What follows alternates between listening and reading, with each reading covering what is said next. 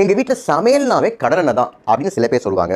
நல்லெண்ணெய் தான் நல்லது, சமையலுக்கு எப்போதும் அதை தான் யூஸ் பண்ணுவோம் அப்படின்னு சில பேர் சொல்லுவாங்க.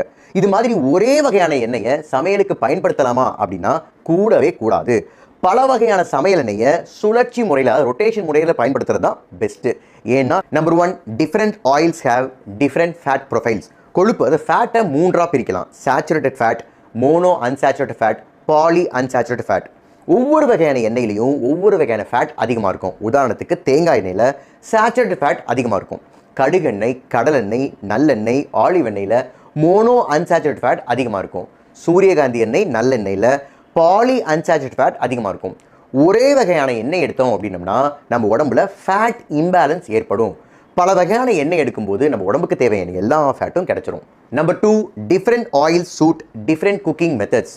ஒவ்வொரு எண்ணெய்க்கும் ஒவ்வொரு ஸ்மோக் பாயிண்ட் உண்டு. அதாவது எண்ணெயை சூடு பண்ணும்போது ஒரு பர்டிகுலர் டெம்பரேச்சருக்கு மேலே சூடு பண்ணால் புகை விட ஆரம்பிக்கும், எண்ணெய் செதைய ஆரம்பிக்கும், அதே சமயம் ஹார்ம்ஃபுல் கெமிக்கல்ஸை ரிலீஸ் பண்ண ஆரம்பிக்கும். ஸோ இந்த பர்டிகுலர் டெம்பரேச்சர் தான் ஸ்மோக் பாயிண்ட். அதாவது ஒவ்வொரு எண்ணெயும் ஸ்மோக் பாயிண்ட்டுக்கு மேலே ஹீட் பண்ணக்கூடாது.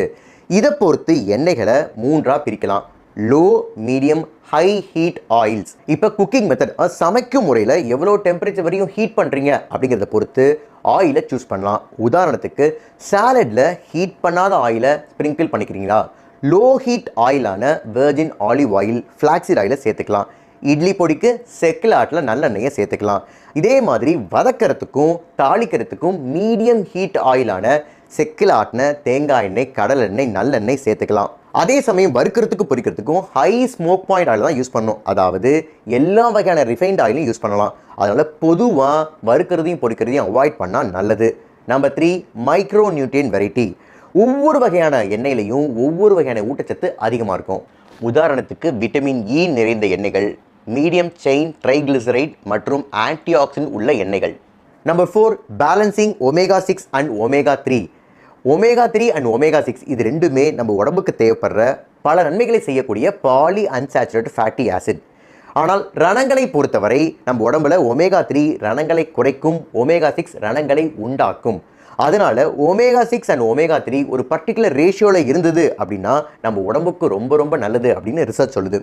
உதாரணத்துக்கு ஒமேகா 6 is to ஒமேகா 3 2:1 5:1 வரை ரேஷியோவில் இருந்தது அப்படின்னா நல்லது.